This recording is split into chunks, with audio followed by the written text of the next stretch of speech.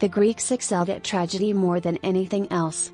It's a Greek word, and it describes a tragically common ending to ancient romances.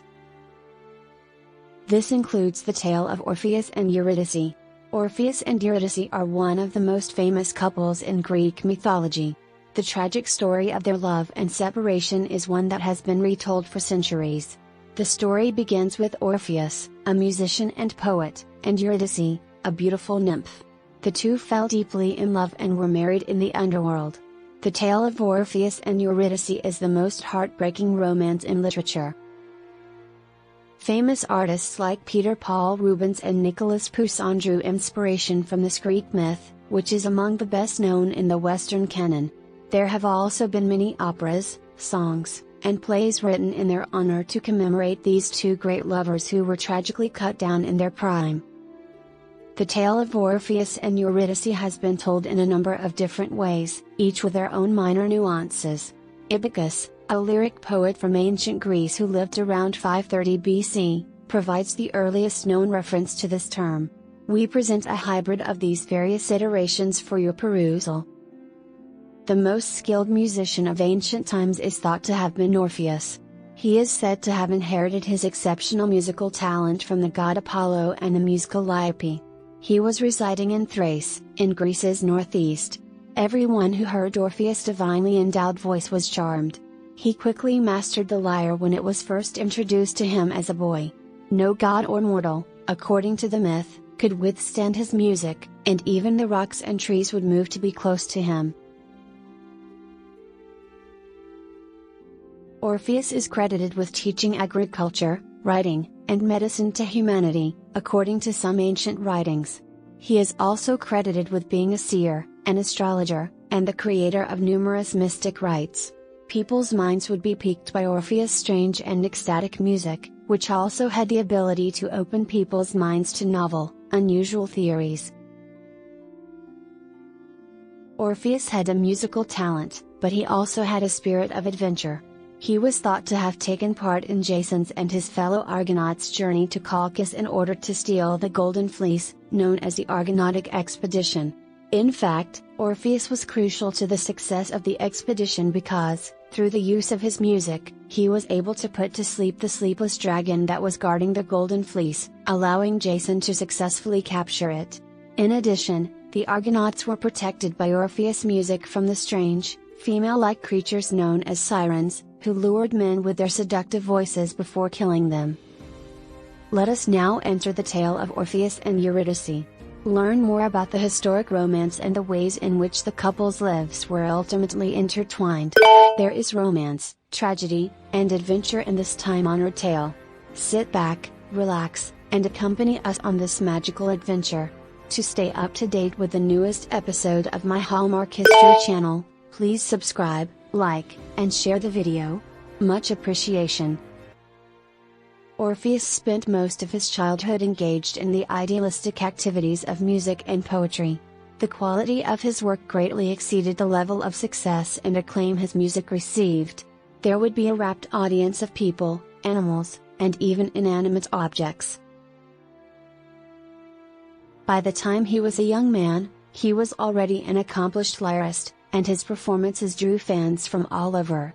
It was at one of these get-togethers that he first spotted a wood nymph.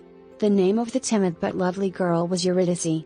She was drawn to Orpheus by his singing, and the two of them were unable to take their eyes off of each other because of the hypnotic effect his voice and appearance were having on them.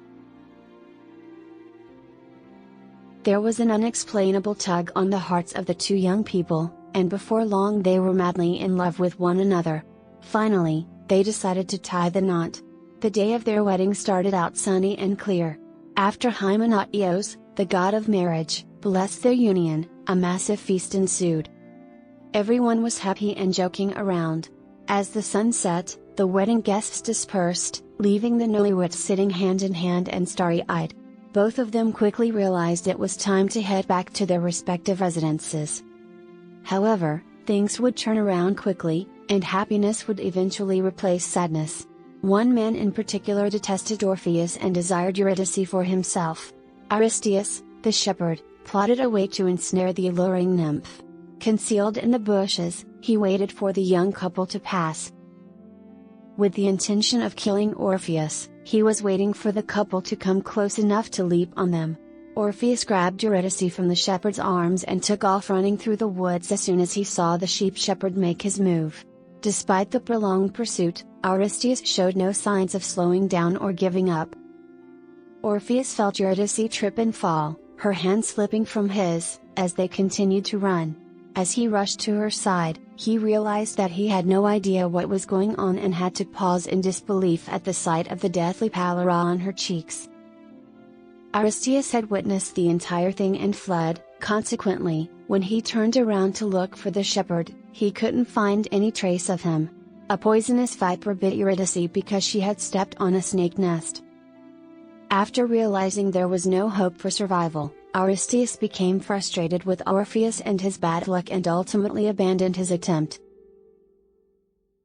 Because of his loss, Orpheus was no longer the carefree man he had been before the death of his beloved wife. Life without Eurydice stretched on interminably, and all he could do was cry. He then had the brilliant but insane plan to go to the underworld and try to win back his wife. Apollo, the boy's father, would go to Hades, the god of the underworld, and beg him to take the child in and listen to him. Orpheus approached Hades, king of the underworld, with his voice, lyre, and weapons and demanded entrance. Fortunately, he was not pressed by anyone. Orpheus, standing before the tombs of kings and queens, spoke to them in a voice that was both soothing and unsettling as he explained his reason for being there. Singing and playing his lyre, he beseeched King Hades and Queen Persephone to return his wife, Eurydice. The pain in his voice was audible to even the most callous human or divine being. Cerberus, the huge three-headed hound guarding the entrance to the underworld, covered his many ears with his paws and howled in despair as he heard Hades' open sobs and Persephone's heartbreak. After hearing Orpheus' voice, Hades made a desperate man's wish come true by promising that he and Eurydice would be resurrected and sent to the upper world, the world of the living. But he warned Orpheus that if he turned back while his wife was still asleep, all his efforts would be for naught. He should not look at Eurydice until she has fully emerged into the light. Orpheus left Hades confident in his love's return and sang joyfully about the reunion to come. As Orpheus approached the gate to the underworld, he heard his wife's footsteps moving toward him. He controlled himself well enough to avoid a hasty back-to-back embrace. Approaching the exit caused his heart rate to increase. As soon as he crossed over to the site where people were still alive, he turned to give his wife a bear embrace. Unfortunately, he barely got a glimpse of Eurydice as she was whisked away to the underworld once more. By the time Orpheus turned around, Eurydice had been swept back into the murky underworld, just as Hades had told him. Trembling with sadness, he made his way back to the underworld as waves of pain and despair crashed over him. This time, however, the gates were locked, and even the deity Hermes, who had been sent by Zeus, refused to unlock them. After being abandoned, the musician fell into a deep depression and began wandering the streets day and night. He found no comfort in anything. His bad luck tormented him to the point where he avoided all female company, and eventually he came to completely reject women. His music was no longer upbeat and was instead filled with gloom. The only thing that brought him comfort was lying on a large rock and taking in the fresh air while gazing up at the clear skies above. A group of outraged female friends ran into him, knowing full well that he held them in such low regard. Orpheus, in his desperation, made no effort to repel their advances. The women killed him, dismembered him, and dumped his body parts and lyre in a river. The story goes that his head and lyre floated downstream and landed on the island of Lesbos. The Muses found them and held a fitting funeral for Orpheus there. The music was described as sad but beautiful, and many believed it came from his grave. The journey of his spirit to Hades reunited him with his lost love, Eurydice. If you look closely enough, you can draw parallels between the aforementioned myth and a story from the Bible. There are parallels to be drawn between the story of Lot and the myth of Orpheus and Eurydice. In both stories, the theme of moving forward without looking back is central. God decided to wipe out the cities of Sodom and Gomorrah because of their rampant sin, and He told a good man named Lot to take his family and leave the area in the book of Genesis. They were commanded by God to make a hasty retreat to the mountains, where they were to remain oblivious to the destruction of the city below them. On their way out of town, Lot's wife turned around to look back at the apocalyptic scene. The moment that realization hit her, she turned into a rock. One interpretation of this is that it is the frighteningly immediate consequence of disobeying God. The story of Orpheus and Eurydice is still being told today because it is a timeless tale of love, loss and longing. It teaches us about the power of love and the pain of longing for the things we can never have. It is a reminder that we must remain strong and focused on our goals, even in the face of adversity. Orpheus and Eurydice are a remarkable couple that will continue to be remembered for centuries to come. Thank you so much for taking the time to watch my video about Orpheus and Eurydice and for visiting my YouTube channel. I hope that you enjoyed learning about this beautiful and tragic Greek myth, and that it inspired you in some way.